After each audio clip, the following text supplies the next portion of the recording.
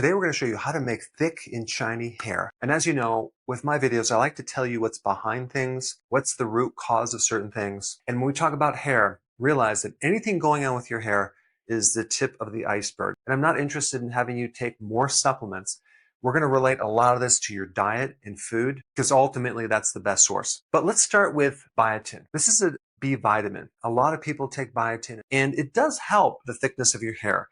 It helps your nails. It helps your skin. But why do you need to take biotin? Are we deficient in biotin? Biotin can come from the diet, but it can also come from your own gut microbiome. Your good bacteria make biotin. And one side effect of antibiotics is a problem with your hair. And that's because certain microbes are no longer there, or they're in smaller amounts and they're just not making enough biotin. There's a huge connection between some alteration in your gut and problems with your hair because of a biotin deficiency. This is why people that start taking biotin might see a change, but then when they stop taking biotin, the hair problem comes right back. A couple other reasons why people might be deficient in biotin is that they eat raw eggs. There's a certain chemical in the egg that if you don't cook it, can combine with biotin, lock it up and prevent the absorption. If you cook the whites of the egg, okay, not the yolk, you don't have to worry about it. You're not going to become deficient in biotin. Alcohol is another reason why people are deficient in biotin. Alcohol messes with your liver. It also messes with the absorption of biotin. What are the best sources of biotin? Liver, egg yolks. Here you have this great biotin that's in the yolk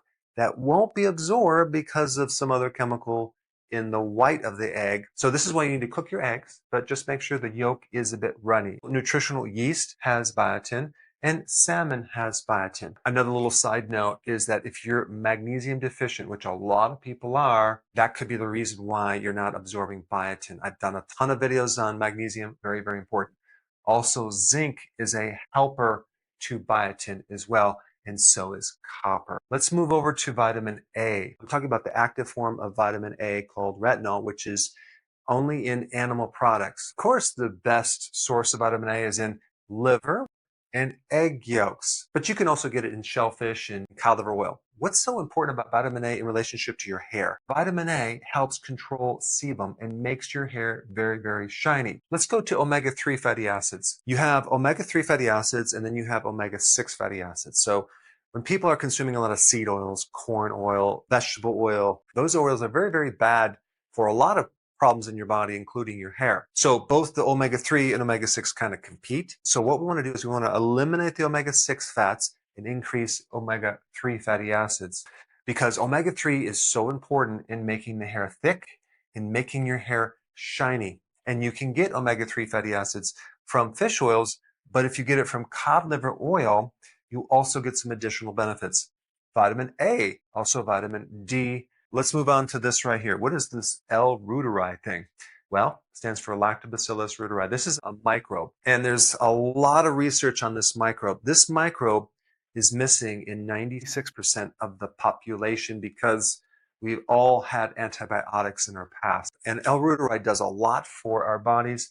But one of the things that it does very specifically is it increases sebum, that oil that helps the hair become very, very shiny. And it also stimulates hair growth. There's a lot to talk about this microbe. I'm going to put a video down below. If you haven't seen my video on this, you should watch it. It's something that's fascinating. Now I want to get to this really important topic of copper. Copper does a lot. It's involved in a lot of different enzymes. This is an enzyme that's using copper to help regulate iron, preventing the accumulation of iron in your tissues. Iron is really important in hair growth because it helps oxygen feed the roots of the hair. It helps the growth of the hair. It helps your hair become thicker, and it helps with the collagen formation. What I didn't know back then that I now know is that iron is controlled by copper. If you fix your copper situation, you can actually fix your iron situation, but it's not necessarily to take another copper supplement, because you need to understand how you became deficient in copper in the first place. And one of the ways that we're deficient in copper is that a lot of farmers use NPK, nitrogen, phosphorus, and potassium fertilizers. When you use a lot of nitrogen, you get a lot of growth of grass and other vegetation, but at the same time, you're creating micronutrient deficiencies, especially copper. If the grass and vegetation are deficient in copper, the animals would become deficient in copper. There's a fascinating book right here called Soil, Grass, and Cancer, very thick book.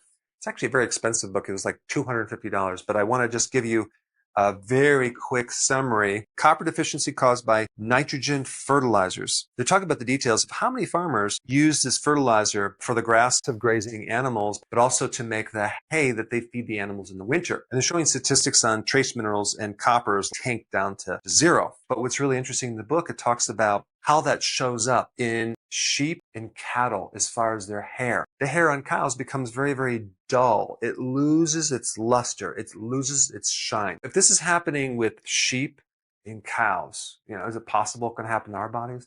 The answer is yes. So NPK is one of the causes of a deficiency of copper. Also, when we consume too much iron, all the wheat products and grain products are fortified with iron, and taking too much iron locks up your copper as well. We lose like 0.5 milligrams to 1 milligram a day, yet the RDAs, or the recommended iron per day, is like 8 to 18 milligrams. So there's a big problem with iron. Vitamin A and copper work together. They need each other to work. You go on a low-fat diet, you end up with a low retinol or vitamin A situation, and that's going to affect copper as well. High fructose corn syrup depletes copper. If you're consuming a lot of junk food, this could be why you have a problem. If you're taking a lot of zinc for a long period of time, that can deplete copper. So I always recommend taking your zinc in a blend of other trace minerals. And also, if you're taking magnesium, I'd recommend taking it in a form as magnesium glycinate. I know I gave you a lot of information. I'm going to summarize it right now. You want to start taking probiotic foods,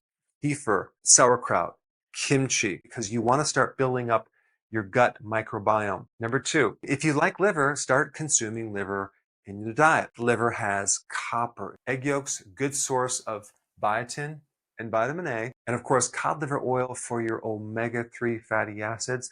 I personally like cod liver in cans. That will give you the omega-3 fatty acids, the vitamin D, the vitamin A, and there's some copper in there as well because it's a liver and that's where a lot of nutrition is concentrated. Number 5, organic foods. Why? Because glyphosate in the Roundup Ready is very, very damaging, and it creates deficiency in the soil and also in your body if you are consuming it. Now you might say, well, I only eat non-GMO food. Well, did you know that wheat is sprayed with this glyphosate as something to dry it out? If you eat organic, you're not going to get this glyphosate. And then trace minerals are really important to get copper, to get zinc, to get everything in the right ratios. And if you haven't seen my video on this one right here, I put it up here, check it out. Before you go real quick, I have a course entitled How to Bulletproof Your Immune System. It's a free course. I want you to take it. And here's why. Here's you. Here is your environment. Everyone is focused on this over here, avoiding your environment. But what about here? What about strengthening your immune system? That's what's missing. This course will show you how to bulletproof yourself, and so you can tolerate and resist your environment much better by strengthening your own immune system. I put a link down in the description right down below. Check it out and get signed up today. Hey, before